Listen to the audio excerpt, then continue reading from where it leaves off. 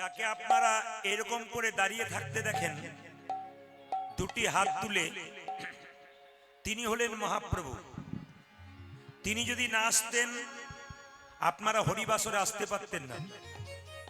তিনি কৃপা করে হরিনাম দান করেছিলেন বলে হরিবাসর তৈরি হচ্ছে। আপনাদের মতো ভক্ত এবং ভক্তিবতী মায়েরা হরিবাসরে বসতে পেরেছেন। সকলের জন্য ভগবানের কাছে প্রার্থনা করলাম গৌর গোবিন্দের কৃপা হোক। আর প্রত্যেক জনের কাছে নিবেদন রইল, এখানে কিন্তু দুটো মেলা হচ্ছে। হরে কৃষ্ণ। এখানে দুটো মেলা হচ্ছে, একটা হরিনামের মেলা, একটা এমনি মেলা। ওই মেলাতে ভেলপুরি বিক্রি হচ্ছে, তারপর আরো অনেক কিছু বিক্রি হচ্ছে। মাশরুমের চপ বিক্রি হচ্ছে, পকোড়া বিক্রি হচ্ছে, আবার দেখবেন ঘুগনি বিক্রি হচ্ছে, পাঁপড় বিক্রি হচ্ছে, খেলনা ফুচকা বিক্রি হচ্ছে। ওইখানে কিছু মানুষ ভিড় করেছে, কিন্তু যে মানুষগুলো আসল ব্যাপারটা জানতে পেরেছে তারা ওইদিকে না গিয়ে এইখানে বসেছে। এই জন্য আপনাদের কাছে নিবেদন রইল, একাই এসেছেন একাই যাবেন, যাবার সময় আপনার সঙ্গে কেউ যাবে না। খুব ভালো করে জানবেন, একাই এলেন একাই যাবেন। আপনি যখন মরে যাবেন তখন আপনার স্বামী আপনাকে বলবে না যে আমিও তোমার সঙ্গে চললাম, কিংবা স্বামী মারা গেলে স্ত্রীও বলবে না যে আমি তোমার সঙ্গে চললাম।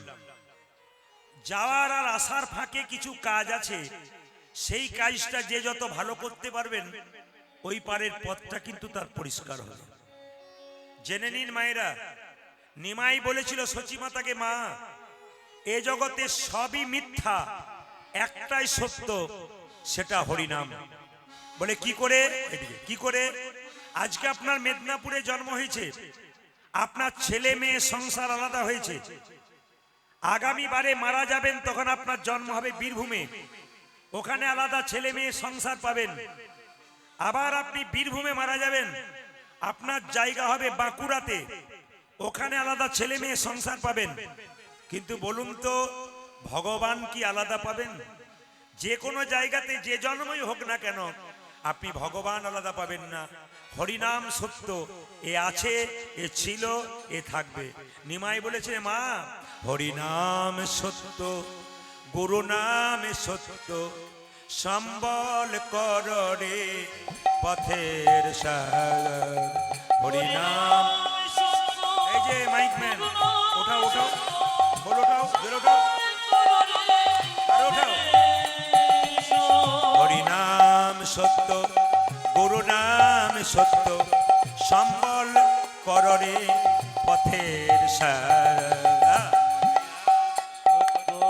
গুরু নাম সত্য, সম্বল কর রে একাই এসেছ ভবে, একাই তো যেতে হবে। একাই এসেছ ভবে, একাই তো যেতে হবে।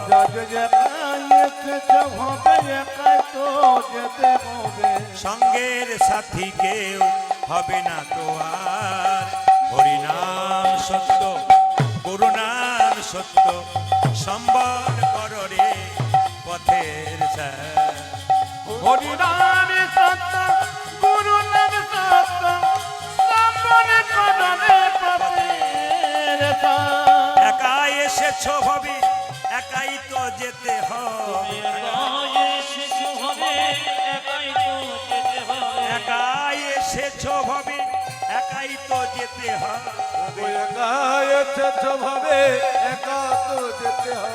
সঙ্গের সাথী কেউ হবে না তো আর।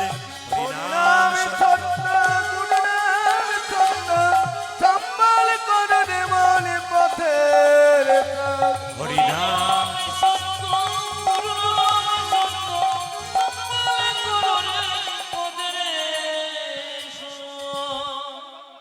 রিভাব গুলো একটু কমাও, সবার টোনটা ফ্রেশ করো। টোনটা ক্লিয়ার কিন্তু রিভাব কম, রিভাবটা মিডিয়াম, খুব রিভাব না, মিডিয়াম। জোরে একবার উলুধ্বনি দিন, নিতাই গৌর হরি হরি বল। মায়েরা, এ জগতে সুখী কারা? আসতে। এই জগতে সুখী কারা? এইদিকে, হেলে এই জগতে সুখী কারা? আপনি কি মনে মনে ভাবছেন টাকা রোজগার করলাম, বাড়ি করলাম, গাড়ি করলাম, ছেলে মেয়ে হলো, বিয়ে দিলাম, সুখী? না। সুখী কারা ভালো করে শুনে রাখুন। এই যে আপনি সংসার করেছেন, আপনার ছেলে মেয়েকে জন্ম দিয়েছেন, ও ছেলে মেয়ে যতদিন 25 বছর 26 বছর আপনার কাছে সুখে থাকবে, আপনি ভাববেন এ ছেলে আমার গাড়ি করলো, বাড়ি করলো, সুখে আছে। কিন্তু যখনই ছেলে 26-27 হয়ে গেল, আপনি বিয়ে দিয়ে দিলেন, ও আপনাকে দুঃখ দেবার জন্য তৈরি হয়ে গেল। আপনি তৈরি থাকুন, আপনার ছেলে মেয়ে 26 বছর বয়স হবার পর আপনাকে তাকে ছাড়তে হবে। কিন্তু জেনে রাখবেন, আপনাদের স্বামী স্ত্রীতে বিবাহের পর স্বয়ং ভগবান গোপালকে যদি আপনাদের মাঝে রাখতে পারেন, গোপালের সেবা দিতে পারেন, গোপালকে পুজো করতে পারেন, আপনার সংসার থেকে ছেলে মেয়ে সবাই ছেড়ে গেলেও গোপাল আপনার সঙ্গে চিরকাল থাকবে। গোপাল কিন্তু আপনাকে ছেড়ে যাবে না। এই জন্য আপনাদের বলে যায়, অনেকের মনে প্রশ্ন জাগে, বলে দাদা কীর্তন শুনতে যাবেন না? বলে কি করে যাব, রবিবার দিন আমাদের বাজার বন্ধ, ওই দিন হলে যেতাম। দেখুন, আমাদের ব্যবসা আছে প্রচুর বড় বড়, রবিবার দিন আমাদের বাজার বন্ধ, ওই দিন হলে যেতাম। তাহলে নিজের কাজটা ঠিক সময়ে সামলে নিচ্ছে, ছেলেকে টিউশন পাঠাচ্ছে, স্কুল পাঠাচ্ছে, নিজে ব্যবসা করছে, ছুটির দিনে বাইরে বেড়াতে যেতে পারছে, কিন্তু ভগবানের ডিউটির বেলায় খালি রবিবার দিন হলে তবে যাব, নইলে পারবো না।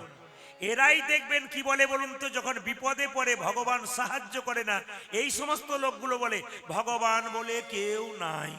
কেন বলুন তো? আপনি তো তাকে ডাকেন নাই, আপনার হবে কি করে? আচ্ছা, আপনি যে বললেন যে রবিবার দিন হলে আমি কীর্তন শুনতে যেতাম, রবিবার দিন হলে হরিনাম শুনতে যেতাম, তুমি যদি বুধবার দিন বিপদে পড়ো, সেই দিন ভগবানকে ডাকো, প্রভু আমাকে বাঁচাও বাঁচাও। যদি গোবিন্দ বলে তুমি তো রবিবার দিন ছুটি, ওই দিন যাব, ওই দিন বাঁচাবো, আজকে পারবো না, তখন আপনার কেমন লাগবে? ওই জন্য আপনাদের কাছে নিবেদন রইল, চলতে ফিরতে খেতে শুতে ভগবানের নাম করতে হবে।